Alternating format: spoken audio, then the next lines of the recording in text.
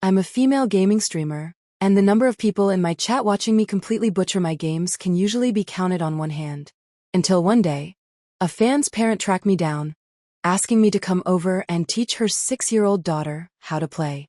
I thought it was a joke, so I told her, sure, but for in-person coaching, you'll need to drop some massive tips first.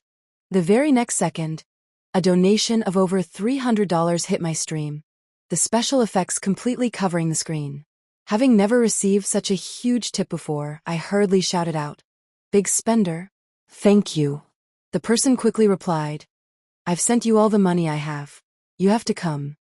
Later on, I asked her daughter why she wanted to learn how to play video games. She said, "Because in games, you have a lot of lives." The message read, "Address: Cedar Falls Medical Center, 10th floor, bed 5. Please arrive within 3 days, or I will report you for scamming donations." Cedar Falls was nearly 200 miles away. I clicked on her profile. Her username was Stella, and she was always in my chat whenever I went live. There were never more than a few people popping in and out of my streams, but Stella was the one constant. I had always assumed she was about assigned by the platform because my viewership was so pathetic.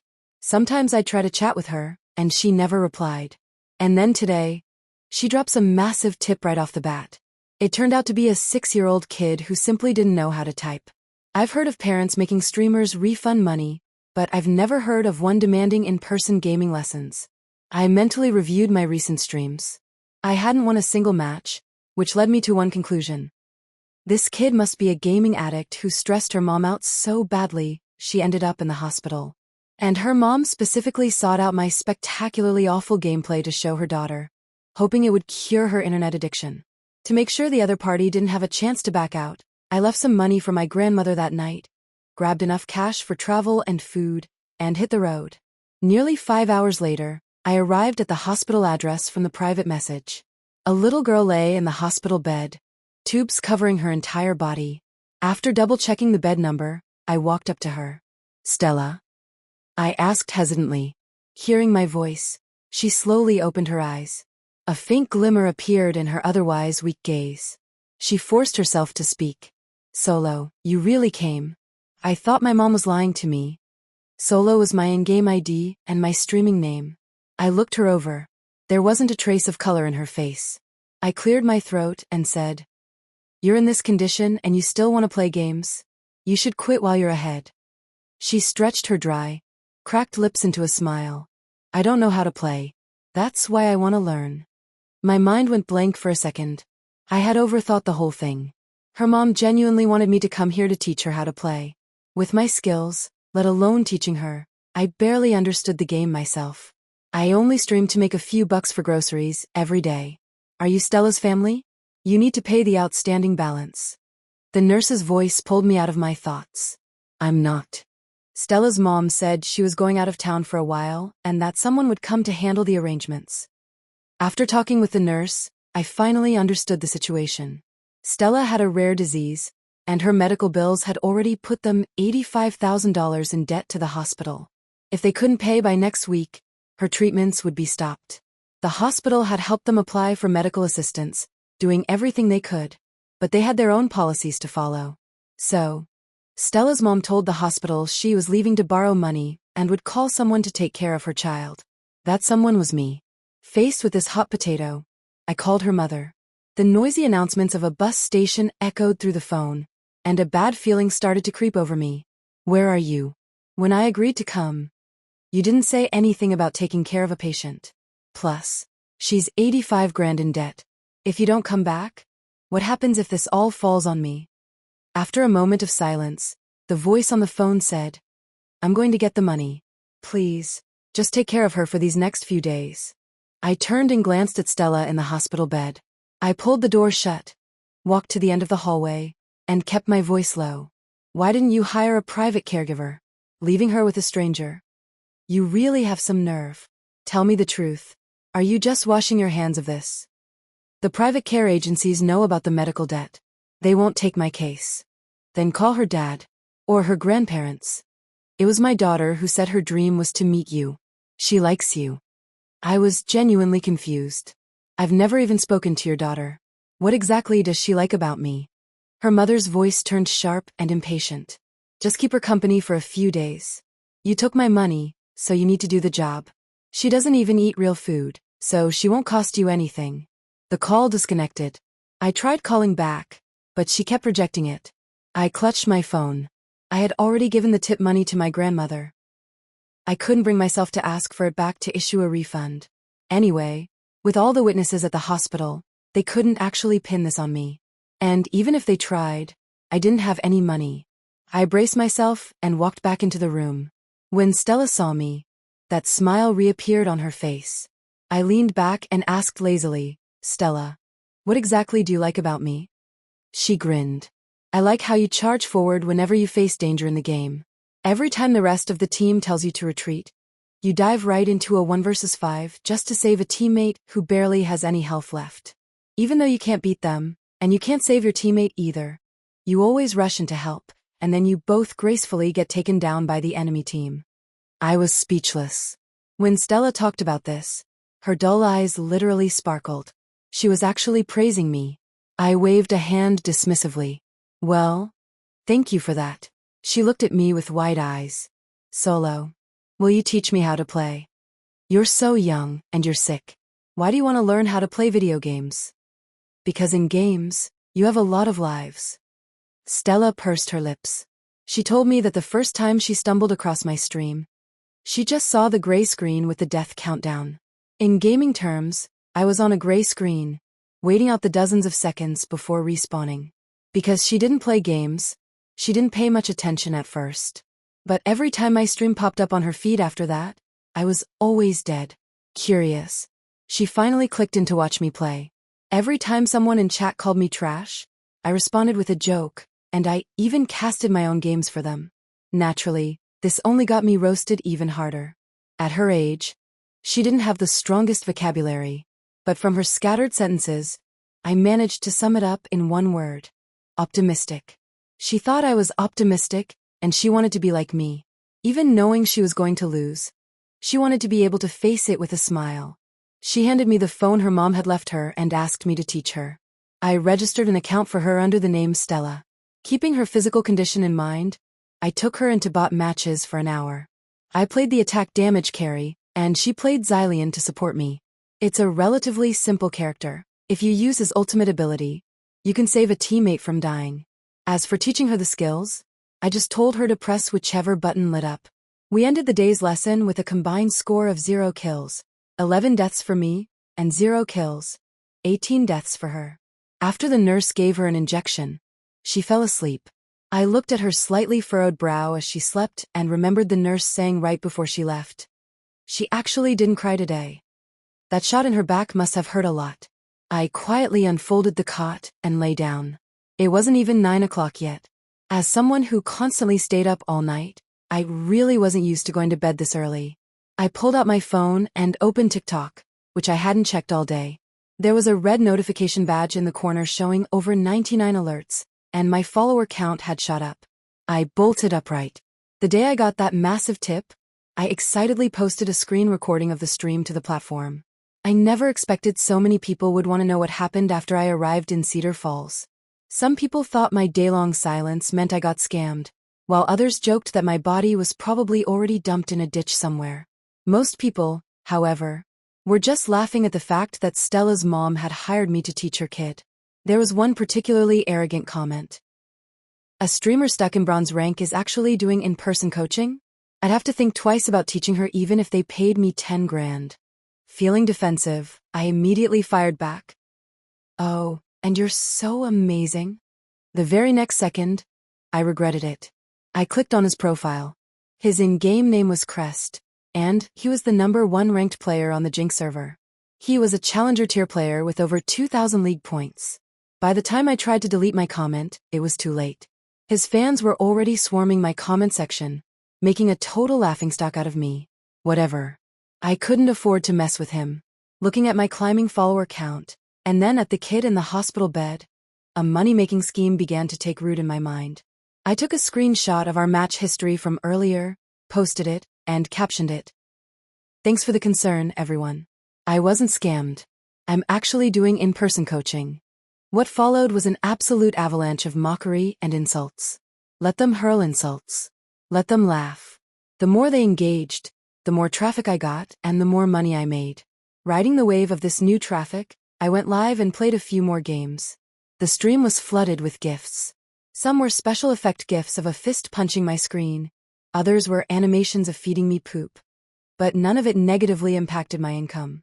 I used to stream all night and struggle to make $5. Now, in less than 2 hours, I had already pulled in several $100s. For the next few days, I streamed every time I taught Stella how to play. After 3 days of bot matches, I took her into our first normal unranked match. Because we were against real people this time, the difficulty spiked. And as luck would have it, on the loading screen, I saw a familiar username. Crest. I kept telling myself, he's a top-tier player, he won't notice me. He won't notice me. But of course, the worst-case scenario happened. At barely level 3, I simply glanced back at the minion wave and got instantly blown up by Crest leaping out of the bushes.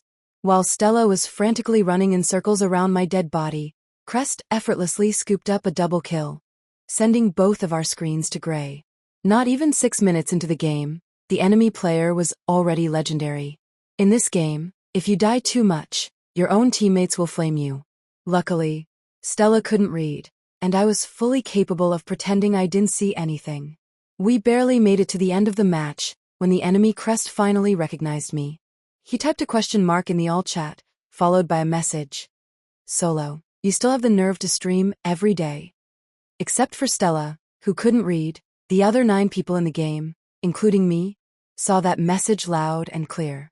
The moment the enemy team and my teammates read that sentence, they all started asking what platform I streamed on and what my username was so they could come pay their respects. Crest, ever the helpful guy, gladly provided them with my streaming handle. While we were waiting to respawn, Stella asked me, Solo, what are they saying in the typing box up there? They're saying I'm really good and they want to come watch my stream. But we've been defeated a lot of times. I patted her head. You just don't understand. Even though we keep dying, we have the most gold. I left out the part where we were dead last in gold. Seeing she wasn't entirely convinced, I added, in this game, when you have a lot of gold, you can buy better gear, and then you can beat the other team. Stella nodded, half understanding. Solo. Where do I look to see the gold? You're just a beginner. You don't need to learn that yet. We respawned. Let's keep going. A minute later, our base crystal shattered, and the heavy voice announcer declaring defeat ended the match. Solo. Didn't you say if we had a lot of gold we could beat them? Stella pouted, her head hanging low. I sat up straight and told her. That game was the other 3 teammates' fault. It had nothing to do with us. It's a team game.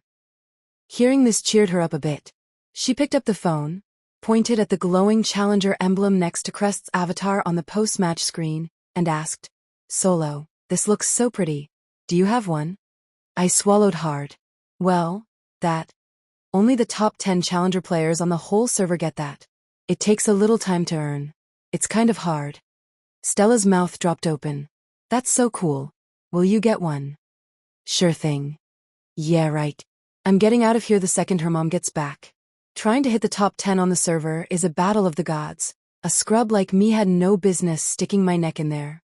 In just one more day, her mother would return. I lounged comfortably on the hospital cot, uploading the video of my gaming session with her from that day. The trip hadn't been a total loss. I'd made a good amount of money teaching her over the past few days, and my sleep schedule was slowly returning to normal. By 9 o'clock, I was already tired. I fell asleep blissfully, hugging my phone and the thought of my bank balance. Before dawn, I was jolted awake by a chaotic commotion. Half asleep, I heard a hurried exchange between a nurse and a doctor. Quick, get the defibrillator. No good, rush her to the ICU. I sat up and saw several doctors in white coats rushing in and out around Stella's bed, the shrill beeping of the medical monitors ringing in my ears. As the medical staff hurried past, someone bumped into me, forcing me back a step. It was my first time seeing a scene like this. I stuttered. What happened to Stella? No one answered. Instead, they quickly wheeled her out of the room. I followed them out. A nurse hurriedly shoved a piece of paper into my hand. Go pay the bill right now. The balance is too high, the pharmacy won't release some of the medications, and we can't get what we need. I looked down at the billing slip. The outstanding balance was $85,000. What are you staring at? Hurry. The patient is in critical condition. I don't have that much money. Pay whatever you can. Just bring this bottle of medication back first. The nurse practically shoved me into the elevator. Once I reached the billing department, I handed over every single cent I had earned from streaming over the past few days. After explaining the situation, the medication was swiftly delivered to the doctor's hands. I stood outside the ICU doors, my entire mind completely blank. It wasn't until an hour later, when the doctor said she was temporarily out of danger, that I finally let out a breath. Back in the room, I looked at Stella sleeping soundly in the bed, and reality finally hit me. All my money was gone. The doctor told me Stella needed her third surgery as soon as possible, or she wouldn't make it past half a month. I couldn't afford that. I had a family to feed, too. With that thought, I snatched up my phone and called Stella's mom. The call connected quickly. Before she could even say a word, I snapped at her. Do you realize your daughter almost died today? And it cost me $1,500. Your week is up. Where are you? Diane's voice choked with tears. I'm sorry. I couldn't borrow the money. So, because you can't borrow the money, you're just never coming back? I don't have any money left either. What is Stella supposed to do now? The line went dead. I tried calling again, but the phone had been turned off. I was so furious, I cursed out loud. Solo. Stella's weak voice came from behind me. I turned around, looking at her, and said softly, Sorry, I woke you up. It's just, I have to go home. Even though I hadn't done anything wrong, I still lowered my head. Okay. Thank you for keeping me company these past few days. I let out a sigh of relief. Yeah, your mom should be back soon, and I need to go back and take care of my grandmother. My mom probably isn't coming back either. Stella answered me with total calm, her eyes devoid of any emotion. Before, my dad also said he was going out to borrow money, and he never came back. My grandpa and grandma said they would come visit me again, and I never saw them either. I pinched myself, a harsh reminder that, even if I stayed, I couldn't save her. I picked up my bag and stood up. I'm heading back then. Take care of yourself. Just as I turned around, Stella said she would still watch my stream, that she would watch me get the Challenger emblem. I just nodded and walked out of the hospital room without looking back. If I left, and her mom found out no one was taking care of her daughter, she would rush back if she had any heart left at all. I could only comfort myself with that thought. Yet, every step out of the hospital felt incredibly heavy. I pulled out my phone to call a car and saw a text message from Stella's mom. I'm so sorry. I really can't do anything more. I locked my phone and got into a cab heading for the bus station. A few TikTok-like notifications popped up on my screen, and I casually tapped in, scrolling through the videos of Stella and me playing games over the past few days. I remembered the first day when I asked her why she liked me. She had said, I like how you charge forward whenever you face danger in the game. Every time the rest of the team tells you to retreat, you dive right into a 1 versus 5 just to save a teammate who barely has any health left. Even though you can't beat them, and you can't save your teammate either, you always rush in to help, and then you both gracefully get taken down by the enemy team. When Stella said those things, her eyes were shining. A child's affection is just that simple. She was the only person in my entire streaming career to ever genuinely compliment me, and my only loyal fan. I looked down at the countless hateful comments under the videos, and the image of Stella smiling as she said goodbye flashed through my mind over and over. Along with the image of her lying lonely in that hospital bed, and her giggling while we played games. The bridge of my nose started to sting. After an intense internal struggle, I looked up and told the driver, Sir, turn around. Seeing me run back into the hospital room, Stella didn't even have time to wipe the tears from the corners of her eyes before she blurted out in a panic. Solo. Why did you come back? I reached out, wiped her tears, and said gently, I came back to save you. She sobbed. I know you don't have any money, but just you playing games with me made me so happy. I don't have money, but I do have a plan. Stella looked at me, confused. What plan? I lifted my head, tilted my chin up, and smirked. A real mastermind uses herself as bait. Seeing the look of pure admiration Stella gave me, I felt like this was absolutely going to be the most badass moment of my entire life. Solo. What does that mean? I don't understand. I didn't know what to say. Honestly, even if I explained my plan to Stella, she wouldn't understand it anyway. So I asked her, "Are you okay with being on camera?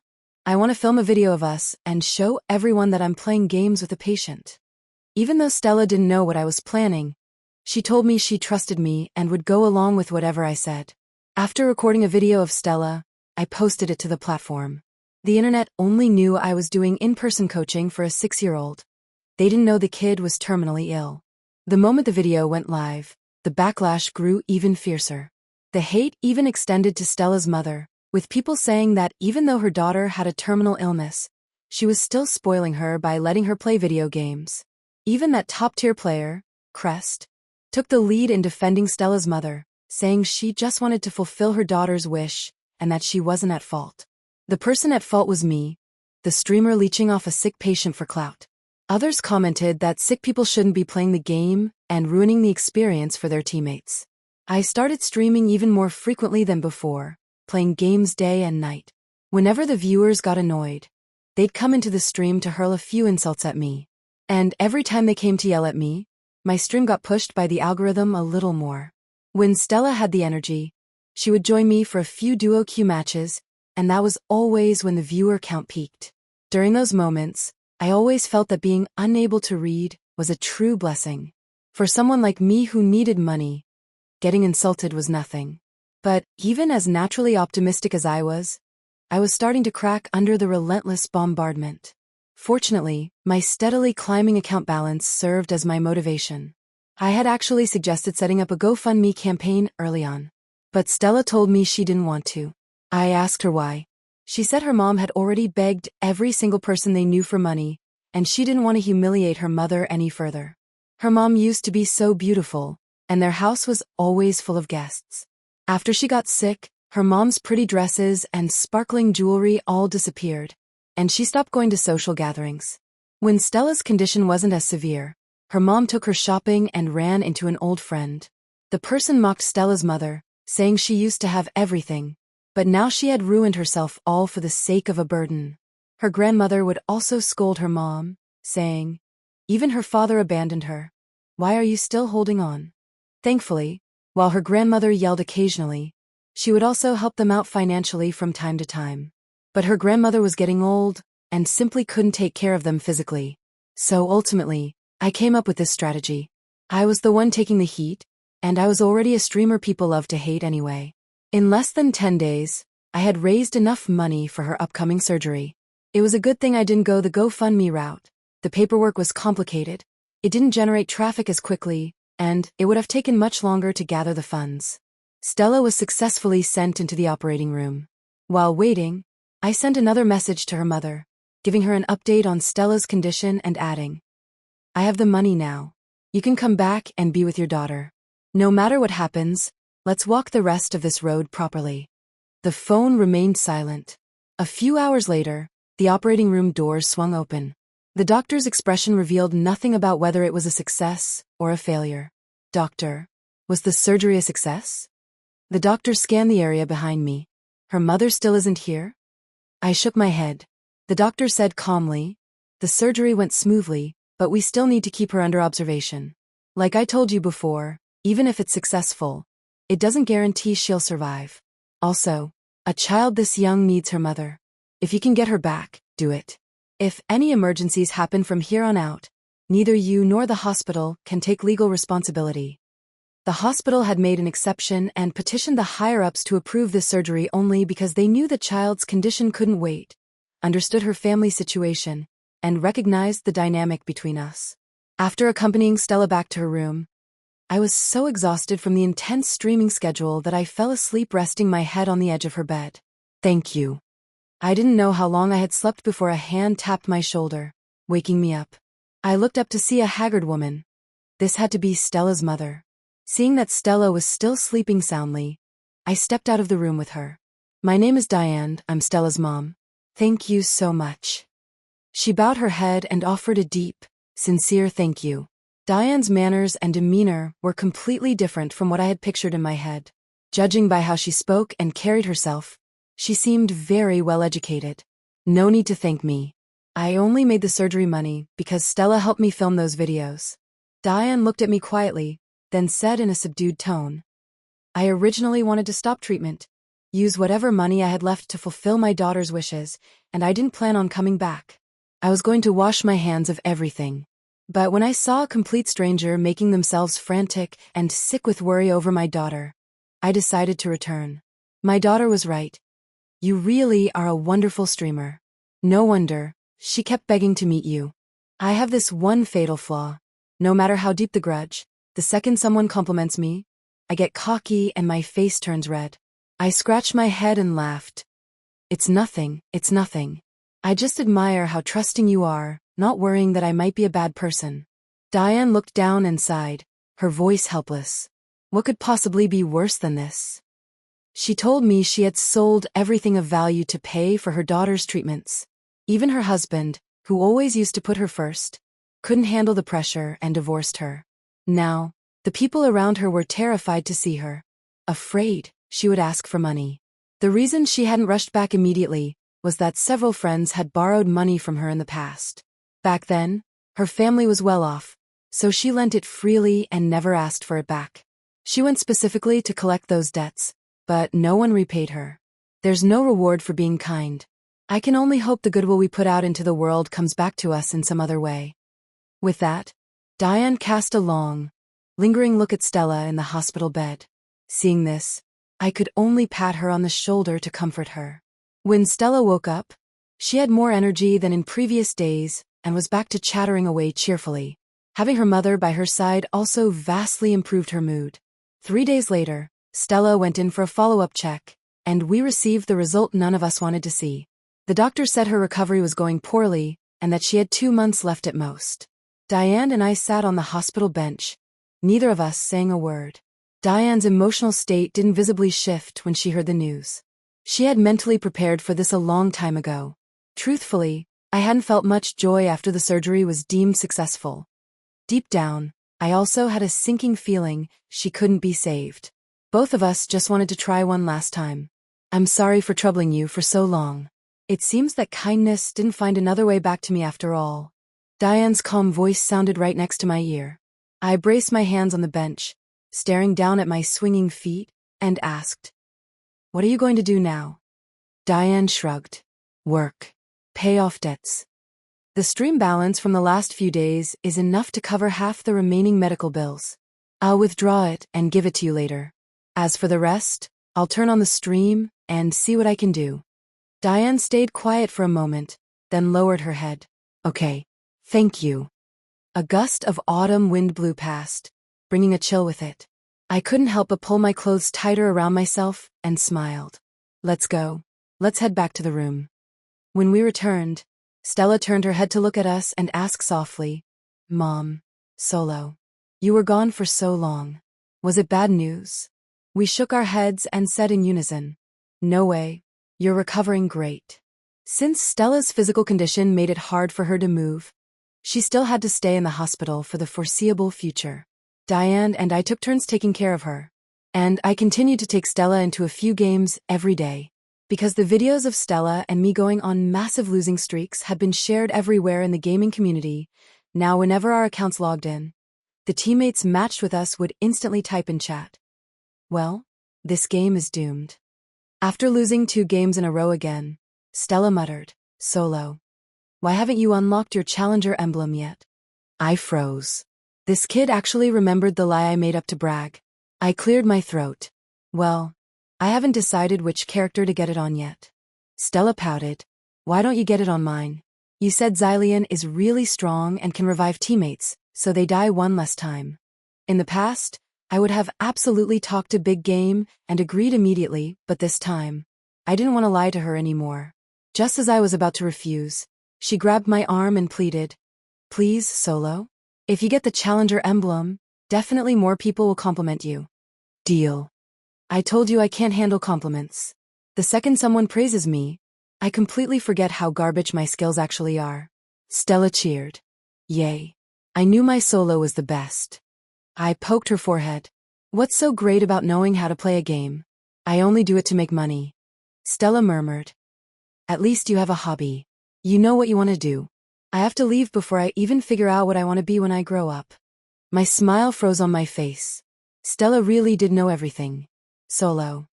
Will I be able to see your Xylean emblem before I go? I nodded firmly. Absolutely. Stella held out her pinky finger. Pinky promise. Solo. You aren't allowed to lie to me. I hooked my pinky around hers. All right. But if I don't get it, it's definitely my teammate's fault. Stella giggled, and after goofing around with her for a while, she finally fell asleep. I began frantically searching for guides on Xylean, his mechanics, ability combos, and macro strategy. After taking an entire night of notes, I felt like I was ready to take on the world. I had never studied this hard, even when I was in school. I immediately drafted a caption, attached a screenshot of my match history from bot games, and posted it to the platform. Next month's top 10 Xylean on the server will be me. Mere seconds after the video went up, a red notification badge appeared. I clicked it, and it was Crest, the regular who always came to my comment section to watch me make a fool of myself. Wow. Solo is actually going for an emblem. Better not queue into my team. Because of his mechanical skill and his rank on the server leaderboard, he brought a massive amount of traffic with him, and there was no way I was going to let that slip by. For the sake of the remaining half of the medical debt, I confidently replied, "See you at the top." Naturally, the moment I posted that, my account was flooded with a new wave of people mocking me. Crest quickly replied, "The only person you're fit to act tough in front of is that 6-year-old kid." I rolled my eyes, closed the comment section, and buried my head back in my studies. Hard work pays off. After practicing seriously for 5 days, I had managed to grind Xylean all the way up to the master tier. Sure enough, talented people pick things up quickly. The next step was to push into Challenger and fight for a spot on the server leaderboard. Naturally, I uploaded all my gameplay videos from those days to the platform. In my very first match, where I qualified to play in the Challenger bracket, I got absolutely demolished. In these high LP lobbies, I had been on a losing streak all night. I never used to care about winning or losing in video games. As long as I made enough to cover living expenses for myself and my grandmother, the outcome of the match never affected my mood. But now, thinking about how little time Stella had left, and looking at a game I just couldn't seem to win, I was becoming incredibly frustrated. Just as I was about to give up, I turned to look at Stella, who was resting her head on my shoulder. I asked softly, "Why are you still awake so late?" "Solo. Can you take me somewhere?" "Where do you want to go?" "The orphanage." I set my phone down, the frustration in my heart instantly vanishing. I turned around, looked her directly in the eyes, and asked seriously, "Why do you want to go there?" Stella didn't speak, but tears welled up in her eyes. I could tell she was trying hard to hold them back. She took my hand, pressed my palm against her cheek, and choked out in a childish voice, "I want to pick out a new kid for my mom." The moment the words left her mouth, a massive teardrop hit the center of my palm, and my heart twisted. She sniffled and quickly wiped away the tears from the corners of her eyes. Trying to sound stubborn, she attempted to change the subject, asking me how many more days until I got the emblem. I reached out and stroked her head. "Your mom isn't going to want a new kid." She asked tentatively, "But if I'm gone for a really, really long time, and my mom has a new kid later, will she forget me?" I smiled. "Of course your mom will have another kid eventually. But she can pick out her own baby. She doesn't need you to help her pick."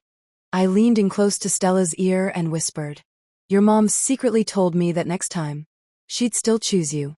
Hearing this, Stella broke into a happy smile. Perhaps because her deepest fear had finally been put to rest. The moment her head hit the pillow, she was fast asleep. From the corner of my eye, I caught a glimpse of a piece of clothing peeking out from the side of the hospital room door. I walked over to the doorway. Outside, Diane was hiding by the door, covering her mouth and sobbing uncontrollably. I gently pulled the door shut and looked at Diane. She pulled me into a tight embrace, weeping. I can't face her. I can't stop crying, and it just makes her worry. What am I supposed to do? I swallowed hard, my voice hoarse. Stella is incredibly strong. She isn't afraid of dying. To her, it's just moving on to a different future. Diane leaned her head on my shoulder and nodded heavily. Lying in bed that night, I tossed and turned, unable to sleep. If you make a promise to a kid, you have to keep it, right? It's just a game. If I can't even get past this hurdle, what good am I anyway? Maybe it was to prove something to myself. Or maybe it was because I wanted to see the look on Stella's face the moment I earned that Challenger emblem. I went back to searching for guides. Over the next few days, I learned a lot of mechanics and concepts I didn't know before, like shot calling and tracking missing enemies for my teammates. After half a month of grinding and fighting tooth and nail, I finally managed to climb past the 2000 LP mark. I was only one win away from unlocking the emblem. It was approaching midnight, and after midnight, the daily ranking window would close. And tomorrow morning was the day the server leaderboards refreshed for the month. This meant that if I lost this match, I would have to wait an entire month before I could earn it. With the time Stella had left, she couldn't wait that long. Right now, she was only kept alive by a ventilator. Looking at a drowsy Stella in front of me, I forced down my nerves and raised my voice. Stella, this is the final game. If I win this one, I'll get the emblem. She lay flat on the bed, gave a small nod, and mouthed the words, "You can do it." I quickly shifted all my focus back to my phone screen. After selecting our champions, the game moved to the loading screen. I saw that all 4 of my teammates had ranked borders signifying their top-tier status. By now, my palms were drenched in sweat, and my stream's chat was moving a mile a minute. LMAO. The fact that she somehow leached her way up to this rank is actually an achievement. Ha ha ha. Let's watch how she loses this one. In these lobbies, everybody is a god except her. She's going to get absolutely flamed to death when she costs them the game. I gritted my teeth, disabled the chat overlay, took a deep breath, and started playing seriously. We were 6 minutes into the game, and the score was still tied at 0-0. I have to admit, everyone in this bracket played incredibly safe. My eyes flicked to the mini-map in the top left corner every single second. I was terrified that a few pros would suddenly pop out of a bush and claim first blood for the enemy team. The game progressed smoothly. I constantly protected my team's ADC, securing vision for him and helping him farm. This is a game about destroying towers. You have to protect the ADC to push towers effectively. But the more you fear something, the more likely it is to happen. 10 minutes into the match, our ADC wanted to secure the red buff before contesting the dragon. This left only 3 of us fighting the dragon. The enemy jungler, who was clearly on the top side of the map a second ago, suddenly showed up with his entire team and stole the dragon. Because of this, our jungler and our ADC started going at each other's throats. ADC, are you blind? You see us doing dragon and you don't come. If you see I'm not there, can't you wait for me? Why force the fight when the team isn't grouped? If we wait for you, the enemy team just takes the dragon. Well, they took it anyway, didn't they? If I get my items, we win the game. Why do you have to force that dragon and just feed them kills and gold? While our ADC and jungler were locked in a screaming match, we lost 3 of our defensive towers, and the enemy team pulled significantly ahead in gold. All I could do was type in chat to try to mediate. Stop fighting, just focus on farming. We can still win late game. Win my ass, just surrender. Go next. Immediately, the jungler initiated a surrender vote. Don't surrender, man. I'm just 1 win away from getting my emblem. Our other teammate finally spoke up. But the ADC and the jungler were still arguing, neither willing to back down, and completely ignoring our pleas. 2 minutes later, all 3 of our inhibitors were destroyed. All we had left was the Nexus. If even one of the 5 of us died now, the enemy team could end the game effortlessly. Furthermore, the enemy ADC was completely full build. He could easily 1v3 us. All I could do was frantically clear the minion waves, but how could a support player possibly clear out late-game super minions fast enough? Thump, thump, thump. The heartbeat monitor next to me was beeping faster and faster. Diane silently gripped Stella's hand, tears in her eyes. The doctor had said it would likely be today, so calling for a doctor now would be completely pointless. Simply put, we could only sit and watch her slip away. Stella, wait. I'm almost done with this game. When I finish, I'll have the emblem. Perhaps she heard me speaking. The sound coming from the monitor steadied significantly. In my panic, I turned on my microphone, my voice choking with sobs. I'm begging you guys, please stop fighting. I really need to win this game.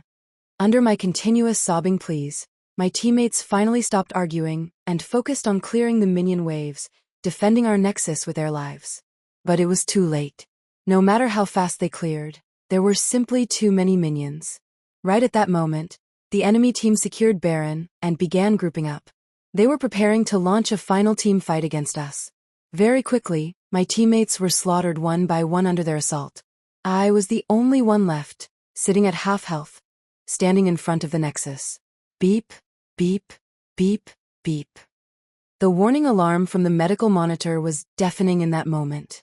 The enemy's 3 lanes of minions were steadily pushing toward our nexus. All 5 enemy players stood in front of our base. They didn't attack me, and they didn't attack the structure. By refusing to attack the nexus, it was as if they were telling me, look, we don't even have to lift a finger. The minions are going to gently push forward, and you lose. I took my hands off the screen, staring blankly at the approaching minion wave, resigning myself to fate. Just as the health bar of our nexus was about to hit 0, I said defeatedly, Stella, I'm sore. I didn't even get to finish the word sorry. A line of text appeared on the screen. Enemy team has surrendered. I aggressively grabbed my phone, rubbing my eyes. The camera rapidly panned over to the enemy nexus, which then exploded like a firework.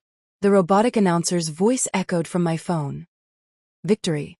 Beneath the massive victory banner, a striking word was displayed. Comeback. Stella. I won. I got the emblem. I frantically backed out of the post-game screen, clicked into the server leaderboard, navigated to Xylian, and right there at rank 10 was my ID. I shoved the phone screen right in front of Stella's face, calling her name loudly. Stella, look. I got it. Stella opened her eyes slightly, slowly lifted her hand, and weakly managed to form a peace sign. Beep, beep, beep. A long, continuous tone rang out. Stella's raised hand dropped heavily onto the bed. I had imagined the scene of Stella seeing me get the emblem countless times. Maybe she would jump up, clap her hands, and praise me. Maybe she would tilt her head back and say proudly that her solo was the absolute best. I never imagined it would be this. Stella was gone. A game can turn around against all odds, but Stella couldn't. In a game, you have many lives, but she didn't. Diane no longer had to hide her tears for her daughter's sake. Today, she wailed in pure agony. I kept my head down, speechless, reaching out to touch Stella's tiny hand with my fingertips. It hadn't been long at all. Why were her hands already cold? It felt like just a second ago I was holding those warm little hands, teaching her which abilities to press. Why did they turn cold? Stella, I lied to you. I'm actually pretty terrible at the game. People yell at me every single day. But now I actually got the emblem. Did you know people used to flame us so badly when we played together? We don't have to get yelled at anymore. I don't have to lie to you anymore. I can take you into normal matches and actually win a few games for you now. But you're not here anymore. I sniffled, raising my arm and wiping my tears away forcefully. You little brat. As Stella was slowly wheeled through the doors of the morgue. The moment those doors shut, I felt like everything inside me had been hollowed out. I crouched down, buried my head in my knees, and started to sob. If I had known the emotional toll would hit this hard, I never would have gotten involved in this in the first place. The stream that night brought in a massive amount of revenue. After paying off the remainder of the hospital bills, I gave most of it to Diane so she could clear her debts. I kept a little for myself. After settling everything, I loaded up the recording of that night stream. It turned out that when I was the only one left defending the Nexus, all those people who had been waiting for me to lose started actively praying for me to make a comeback. The chat had shifted from, "Elamio, watch this," and "let's see how she throws this," to "come on. You have to turn this around," and "you finally made it to this rank. You have to win." Besides Stella, people were finally actually complimenting me and noticing me, but I couldn't find any joy in it anymore. Feeling entirely numb, I scrolled through the past videos of Stella and me playing games, intending to hide them. After all, I didn't need to desperately hustle for money anymore. While I was hiding them one by one, a standout comment caught my eye. It was posted right before I unlocked the emblem. I am a nurse at Cedar Falls Medical Center. Please stop insulting her. All the money she makes goes towards Stella's medical treatments. She only keeps a tiny bit for herself. I heard recently that she's trying to fulfill Stella's dream. Stella's time is running out. I don't know if she can hold on until the match ends. I don't understand video games. I only know that she said winning this game will make Stella happy. Please stop flaming her. Stop ruining her mindset for the game. That was when I remembered the enemy team surrendering. Was there surrender in that completely unlosable game related to this comment? I quickly pulled out my phone and checked the match history from that night. Because the challenger bracket hides enemy names in-game for fairness, I hadn't known who I was playing against. In the post-match summary, the enemy ADC, who had the potential to 1v3 us, was none other than Crest, the guy who always loved watching me make a fool of myself. So, he threw away his own victory for the sake of the little brat he kept talking about, just to let me win. After asking around, I tracked down the other 4 players on the enemy team to thank them individually. They told me that Crest was the one who demanded they surrender. They didn't know anything about my situation. They originally refused, but Crest promised to carry them up the ranked ladder later, so they finally agreed. Now that they knew it was for Stella, they told me Crest didn't need to compensate them either. Out of common courtesy, I found Crest's social media account to express my gratitude. If they hadn't surrendered, Stella never would have seen me earn the emblem. Hi. Thank you so much for telling your teammates to surrender that day. He replied quickly. Why did it take you this long to say thank you? No manners. How's the little brat doing? She passed away right after the game ended, but she got to see the victory screen. Seriously, thank you so much. Don't. I'm not used to you being polite. And you don't need to thank me. With my skills, getting an emblem every month is effortless. But for you, managing to get it even once in your lifetime is a miracle. So letting you have it this one time is whatever. He still spoke with that same arrogant, condescending tone. But this time, I had absolutely zero complaints. Yup. Thank you. He sent another message. You actually aren't that bad. Climbing to that rank in such a short time means you have some skill. Not a lot, though. Anyway, gotta go grind some ranked. See you at the top. I smiled and replied, You got it, boss. See you at the top. After returning home, I kept streaming just like before. After all, my grandmother was getting older, and I needed to be home during the day to cook for her. Back when I received that massive donation, I had been so terrified the person would ask for a refund that I immediately handed the money to my neighbor, asking him to deliver food to my grandmother, and then I rushed out overnight to deal with Stella's situation. At the time, that money was an absolute fortune to my grandmother and me. I never imagined that this short journey would not only alter the trajectory of my life, but also stay etched in my memory forever. Now, I have a solid following, and the people hurling insults at me have thinned out. Even though my daily stream revenue is still quite good, I'm not as humorous as I used to be. I just focus entirely on playing the game. I don't know what my future holds, but at least for the days I need to take care of my grandmother, I'll be streaming from home. In the blink of an eye, a year passed. My Xylian gameplay has reached total mastery, and my match history is filled with nothing but games played on that champion. Every month, my ID still appears in the top 10 of the server's Xylian leaderboard. Except, I changed my ID to Solo Star. Over the course of this year, I have used Xylian to extend the lives of countless teammates. But I could never extend the life of the little girl who made my esports dream come true.